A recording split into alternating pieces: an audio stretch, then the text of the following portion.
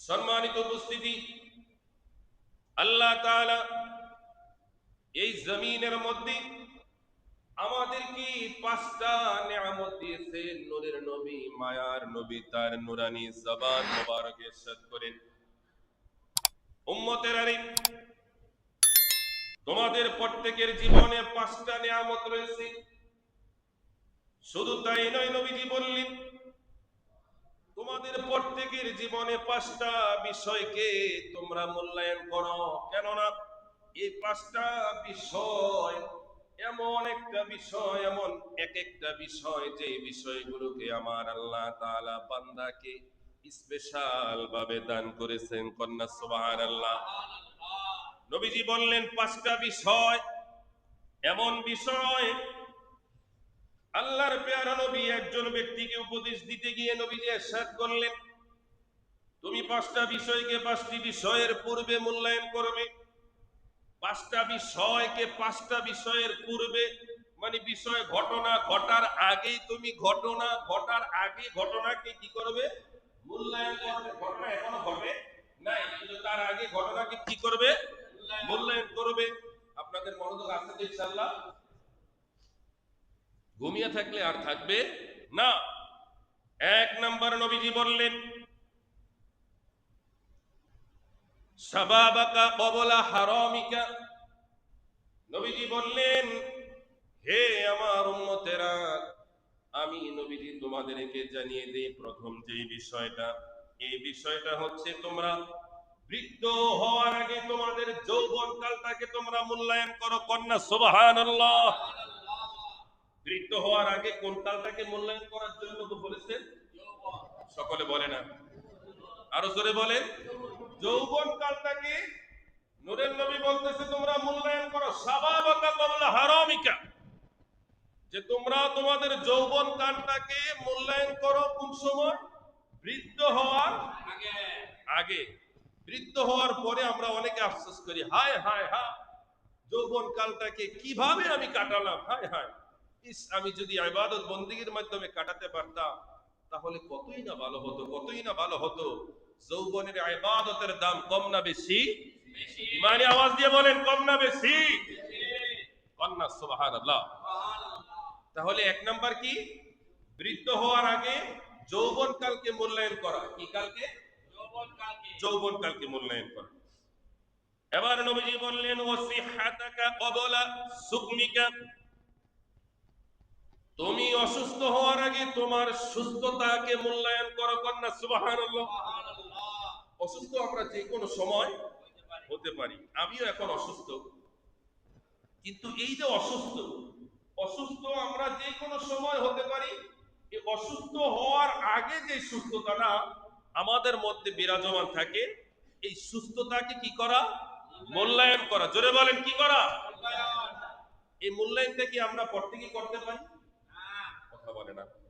এই মূল্যায়নটা কি আমরা প্রত্যেকেই করতে পারি? এখন বলতে পারেন যে হুজুর এই মূল্যায়নটা কিভাবে হবে? এই মূল্যায়নটা কিভাবে হবে?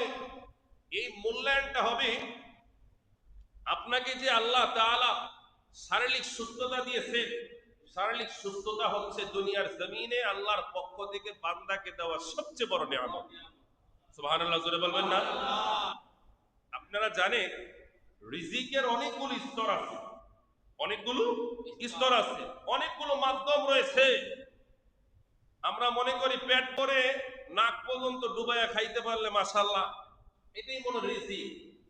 আমরা মনে করি কমেডি সেন্টারে, বিভিন্ন বিয়ে বাড়ি, বিভিন্ন বড় বড় অনুষ্ঠানে গিয়ে পোলাও, কোরমা, রোস্ট, কাচ্চি, বিভিন্ন আইটেমের খাবার, যত আমরা বেশি ফাস্টফুডে, বিভিন্ন চাইনিজ রেস্টুরেন্টে, বিভিন্ন বুফে 100 আইটেম 150 আইটেমের খাবারের অফার দেয়, দেয় না? তো এই খাবারগুলো খেতে পারলে মনে হয় এগুলোই মনে রিজিকের সর্বোচ্চ স্তর। না, নবীজি বললেন রিজিকের সবচেয়ে বড় স্তর হচ্ছে শারীরিক সুস্থতা। কন্যা সুবহানাল্লাহ। রিজিকের সবচেয়ে বড় স্তরের নাম কি? সবাই বলে না, নাম কি? একটা সেমাই ঘটনা রয়েছে। মুসা কালিমুল্লাহ, যিনি আল্লাহর সাথে বেশি বেশি কথা বলতেন, আল্লাহকে সবচেয়ে বেশি নবীদের মধ্যে প্রশ্ন করতেন হযরতে মুসা কালিমুল্লাহ। কন্যা সুবহানাল্লাহ। তো মুসা কালিমুল্লাহ একদিন বললেন, আল্লাহ আপনি যদি আমার জায়গায় হইতেন, আমি যদি আপনার জায়গায় থাকতাম, তাহলে আপনি আমার কাছে কি চাইতেন? আল্লাহ হেসে দিয়ে বললেন, মুসা রে, যদি এমনটাই হতো তাহলে অবশ্যই আমি তোমার কাছে শারীরিক সুস্থতার মতো একটা নিয়ামত চাইতাম। তাহলে চিন্তা করা যায়, রব্বে করিম মুসা কালিমুল্লাহকে বললেন, মুসা আমিও যদি চাইতাম শারীরিক সুস্থতা চাইতাম, তাহলে শারীরিক সুস্থতা এটা হচ্ছে রিজিকের সবচেয়ে বড় স্তর। এটার দাম কম না বেশি? হ্যাঁ, সুস্থ থাকলে 1 মাইল পথ 2 মিনিটও লাগে না, আর অসুস্থ হলে 2 মিনিটের পথ 1 মাইল লাগে। কথা কয় না? এরকম মনে হয় না? হয় হয় হয়। পেয়ারে হাজিরিন, এই জন্য লম্বা আলোচনা এই জায়গায় করলে করা যাবে। এই জন্য সকলের প্রতি সবিনয় অনুরোধ থাকবে, অসুস্থ যে কোনো সময় আমরা হতে পারি, যে কোনো সময় হতে পারি। শারীরিক রোগও হতে পারে, রাস্তাঘাটে অ্যাক্সিডেন্ট হয়েও আমাদের সারা জিন্দেগির অসুস্থতা শরীরে নিয়ে আমরা বসতে পারি। হয় না এরকম? আমাদের হঠাৎ করে হাত চলে যেতে পারে, পা চলে যেতে পারে, চোখের আলো চলে যেতে পারে, কানে আমরা যে কোনো কারণে কম শুনতে পারি। এরকম হয় না? এটাও কিন্তু একটা অসুস্থতা। এই জন্য শারীরিক সুস্থতা এই নিয়ামত সব সময় আল্লাহর কাছে চাইবেন, আল্লাহ আপনি আমাকে শারীরিক সুস্থতার মতো এত বড় একটি নিয়ামত, এই রিজিক আপনি আমাকে সব সময় দেন, যেন এই রিজিক নিয়ে সব সময় যেন আপনি মাওলার সন্তুষ্টি অনুযায়ী আমি যেন আপনার ইবাদত বন্দেগী করতে পারি। আরো জোরে বলেন না সুবহানাল্লাহ। আমরা খুশি না বেজার? এবার আসেন নবীজি তারপরে বললেন, কয়টা গেল? দুইটা। কয়টা গেল? দুইটা। একটা কি? সর্বপ্রথমটা হচ্ছে বৃদ্ধ হওয়ার আগে যৌবনকে মূল্যায়ন করা। কি করা? যৌবনকে যৌবনের আলোচনা করতে গেলে অনেক সময়। তারপরে হচ্ছে অসুস্থ হওয়ার আগে কাকে মূল্যায়ন করা? সুস্থতাকে মূল্যায়ন করা। এবার আসেন নবীজি 3 নম্বরে বললেন, ওয়া গিনাআকা ক্বাবলা ফাকরিকা। নবীজি বললেন, তোমার অসচ্ছলতা আসার আগে তোমার সচ্ছলতাকে তোমরা মূল্যায়ন করো, তথা ফকির হওয়ার আগে তুমি যে সম্পদওয়ালা, ওই সম্পদওয়ালাটাকে তুমি মূল্যায়ন করো। কন্যা সুবহানাল্লাহ। আমাদের মধ্যে অনেকেই আছে অনেক টাকাওয়ালা, গাড়িওয়ালা, বাড়িওয়ালা, আছে কি নাই? হঠাৎ করে এমন বিপদ এসে গেছে, বিগত বছরে যে হাজার হাজার টাকা মানুষকে সহযোগিতা করতেন, আজকে ওই মানুষটা অন্য মানুষের সহযোগিতার আশায় সে সময়কে সময় অপেক্ষায় থাকে। এরকম হয় না? হয় হয়। পেয়ারে হাজিরিন, এজন্য নবীজি বলতেছেন, ওয়া গিনাকা ক্বাবলা ফাকরিকা, তুমি ফকির হওয়ার আগে তোমাকে যে আল্লাহ যে সম্পদ দিয়েছেন, এই সম্পদটাকে তোমরা মূল্যায়ন করো। এখন বলতে পারো, হুজুর সম্পদের মূল্যায়ন কি? আমি বাড়ি করব, গাড়ি করব, ব্যাংক ব্যালেন্স করব, মূল্যায়নটা কি এরকম? আমি বলবো না, এটার নাম মূল্যায়ন নয়, এটার নাম আমিত্ব। আপনি আপনার জন্য করলেন, মূল্যায়নটা হবে আপনি আপনার পাশাপাশি পরিবারের পাশাপাশি সমাজের জন্য, জাতির জন্য, ইসলামের জন্য আপনি যেই ত্যাগটা করলেন সম্পদ দিয়ে, এটাই হচ্ছে সম্পদের মূল্যায়ন। তথা সম্পদের যথাযথ মান বন্টন করা, এটার সম্মান বজায় রেখে এটাকে আল্লাহ ও তার রাসূলের রাস্তায় খরচ করা। কন্যা সুবহানাল্লাহ। সম্পদ কামাই করতে হবে হালাল ভাবে, খরচ করতে হবে কি? কথা কয় না? আপনাদেরকে মাগরিবের সময় কোন একদিন অপচয় এবং অপব্যয় দুইটা নিয়ে আমরা আলোচনা করেছিলাম না? কথা কয় না? আলোচনা করেছিলাম না? আবারও বলি, বিষয়টা যেহেতু এসে গেছে, অপচয় মানে কি?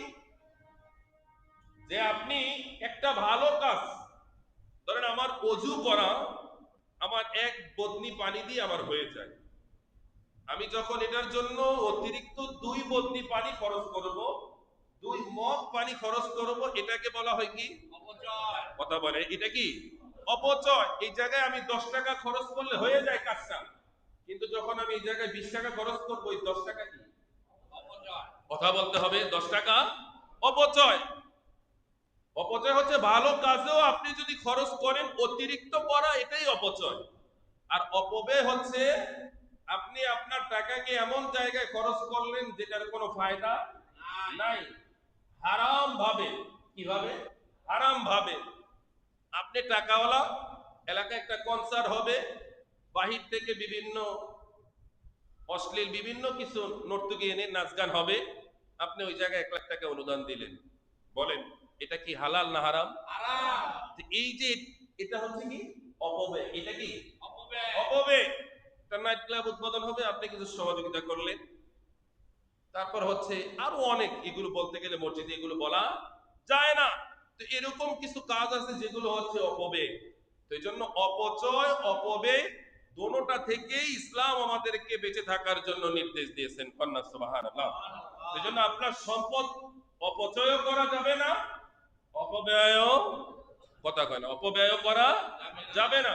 সম্পদের যথাযথ মূল্যায়ন করতে হবে, করতে হবে। না হলে হিসাব আছে কি নাই? বলেন না, হিসাব আছে কি নাই? অবশ্যই আছে। এই জন্য 3 নাম্বার কি? 3 নাম্বার হচ্ছে যখন আপনার হাতে টাকা থাকবে গরিব হওয়ার আগে। এখন বলতে পারেন হুজুর আমি তো কোনোদিন গরিব হই নাই। আরে যেই কোনো সময় হতে পারেন। না হওয়াটা এটা আপনার তকদির, হয়তো আপনার ভাগ্যে নাই। পেয়ারে হাজিরিন, পেয়ারে হাজিরিন, খেয়াল করেন, নবীজি বললেন, একজন সাহাবী নবীজির দরবারে এসে তথা নবীজি সাহাবীদের সামনে আলোচনা করতেছে অসুস্থতা নিয়ে। কি নিয়ে? অসুস্থতা নিয়ে। এক সাহাবী বলে উঠলেন, ইয়া রাসূলুল্লাহ আমি তো কোনোদিন অসুস্থ হই নাই। নবীজি বললেন, তোমার উপর যদি আল্লাহ দয়া না করে আমি কি করতে পারি? তাহলে অসুস্থতা এটাও আমার আল্লাহ পাকের একটা কি, জোরে বলেন না, এটা কি নিয়ামত এবং দয়া। কন্যা সুবহানাল্লাহ।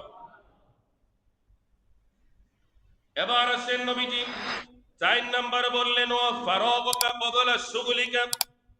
নবীজি বললেন উম্মতেরানি তোমরা ব্যস্ত হওয়ার আগে তোমাদের অবসর সময়টাকে তোমরা বেশি বেশি মূল্যায়ন করো। কন্যা সুবহানাল্লাহ।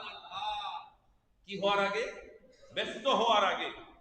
আমাদের সমাজে আমরা অনেকেই আছে, অনেক ব্যস্ত, এত ব্যস্ত, এত ব্যস্ত, সালাম দিলে উত্তর দিতেও তাদের সময় নাই, এত ব্যস্ত। কথা কন ঠিক কিনা? এরকম মানুষ আছে না? এই জন্য নবীজি বললেন তোমরা ব্যস্ত হওয়ার আগে অবসর সময়টাকে মূল্যায়ন করো। আমরা এক সময় এমন অবসর থাকি, এই অবসর সময়টাকে কাটানোর জন্য আমরা বিভিন্ন খেলাধুলা করি, মোবাইলে আমরা টাইম পাস করি, বন্ধু বান্ধবদের আড্ডায় আমরা নিজেকে নিমজ্জিত রাখি। এভাবেই তো আমরা আমাদের অবসর সময়গুলো মেজরিটি পার্সেন্ট পার করি। কিন্তু যারা বুদ্ধিমান তারা তাদের অবসর সময়টাকে জ্ঞান চর্চার কাজে লাগায়। কথা বলে না? নিজেদের জীবনে কিভাবে ডেভেলপ হবে সেই সুকৌশলে সে কাজে লাগায়। যারা বুদ্ধিমান তাদের অবসর সময়টাকে আল্লাহ ও তার রাসূলের জন্য ওয়াকফ করে দেয়। কন্যা সুবহানাল্লাহ। অবসর সময়টাকে আপনি মূল্যায়ন করলেন, কাজে লাগালেন, দেখলেন ব্যস্ততার সময়টা আপনাকে কাজে লাগাবে। কথা কয় না? যারা আজকে অবসর হওয়ার পরেও, সময় পাওয়ার পরেও আল্লাহ চিনলেন না, নবী চিনলেন না, এক সময় এমন হবে আপনি আল্লাহ তার রাসূল চিনার জন্য ব্যস্ত হয়ে যাবেন, কিন্তু ব্যস্ততায় আপনাকে চিনতে দিবে না। কথা কয় না? ইচ্ছে করলে আপনি এখন নামাজ পড়তে পারেন, রোজা রাখতে পারেন, সব ইবাদত বন্দি করতে পারেন, আপনি ফ্রি, কোরআন তেলাওয়াত করতে পারেন, তারপর হচ্ছে কোরআনের তাফসীর পড়তে পারেন, আপনি এখন অবসর সময় অনেক কিছু করতে পারেন। কিন্তু এমন একটা সময় আসবে আপনি এমন ব্যস্ত হয়ে যাবেন, এমন ব্যস্ত হয়ে যাবে, তখন নামাজের সময়টা বের করো আপনার জন্য কি হয়ে যাবে? কথা কয় না, কি হয়ে যাবে? কঠিন হয়ে যাবে। এরকম সময় আমাদের প্রত্যেকের জীবনে আসে কিনা? এই জন্য নবীজি বললেন যে তোমাদের ব্যস্ততা জীবনে আসার আগে অবসর সময়টাকে কি করো? সবাই বলেন কি করো? এটা কয় নাম্বার? এবার আসেন সর্বশেষ যেই বিষয়টাকে মূল্যায়ন করার জন্য নবীজি বললেন, ওই বিষয়টা হচ্ছে ওয়া হায়াতাকা ক্বাবলা মাউতিকা। নবীজি বললেন উম্মতেরা রে, ও আল্লাহর বান্দারা, তোমরা মৃত্যু আসার আগে তোমাদের হায়াতের জীবনটাকে তোমরা মূল্যায়ন করো। বলেন আল্লাহু আকবার। এখন কি কেউ বলতে পারেন যে হুজুর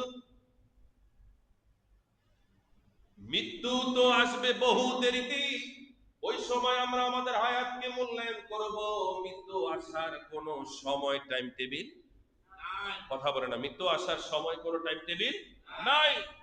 এই জন্য নিজের হায়াতের সময়টাকে আপনি যদি মনে করেন যে না আমার এখন 30 বছর 50 বছর বয়সে গিয়ে আমি আল্লাহ রাসূল তথা জিকির আজকার তাসবিহ তাহলিল নামাজ রোজা আমি পড়ব, এরকম কি সময় আল্লাহ তাআলা কি আমাদের জন্য নির্ধারিত করে দিয়েছে? না না না না না। আল্লাহর দেওয়া বান্দার জন্য সবচেয়ে দামি জিনিস হচ্ছে সময়। কন্যা সুবহানাল্লাহ। যেটা ধনী গরিব ছোট বড় সকলের জন্য কি কথা কয় না, সবার জন্য কি এই একটা জিনিস প্রত্যেকের জন্য কি সমান, কোনো কমতি। 24 ঘন্টায় আমার জন্য একদিন, আপনাদের জন্য কি রিজিকে কম বেশ আছে, বাহ্যিক সৌন্দর্য কি আছে কম বেশ আছে, জ্ঞানে গুণে অনেক কিছুতে আমাদের প্রত্যেকের মাঝে 19-20 থাকে, কিন্তু সময়ের ক্ষেত্রে কোনো 19-20 সময়ে প্রত্যেকের জন্য কি এক। তবে হ্যাঁ, ওই যে সময়ের হায়াতের এই বাজেটটা হয়তো কারো কম কারো কিংবা বেশি, কিন্তু দুনিয়াতে বিচরণের ক্ষেত্রে টাইম প্রত্যেকের জন্যই এক। কথা বলে ঠিক কিনা? এজন্য নবীজি বললেন উম্মতেরা ও হায়াতাকা ক্বাবলা মাউতিকা, মৃত্যু তো তোমাদের অতীব নিকটে। কেমন নিকটে? যে মালাকাল মউত আমাদের একেবারে একেবারে নিকটে, একেবারেই নিকটে, একেবারেই নিকটে, এমন নিকটে, এমন নিকটে যে তুমি যখন নিঃশ্বাস ছাড়ো, আল্লাহ যদি বলে হে নিঃশ্বাস, যেটা আমি আল্লাহর হুকুমে বের হয়েছো এটা আর যাওয়ার দরকার নাই, যেটা বের হয় এটা ভিতরে না গেলেও মৃত্যু, আর যেটা ভিতরে গেছে এটা বাহিরে না আসলেও কথা কয় না। আমাদের মানুষের দেখেন আমাদের পাওয়ার, আমাদের গরিমা, আমাদের অহংকার, আমাদের তাকাব্বুরিটা কেমন।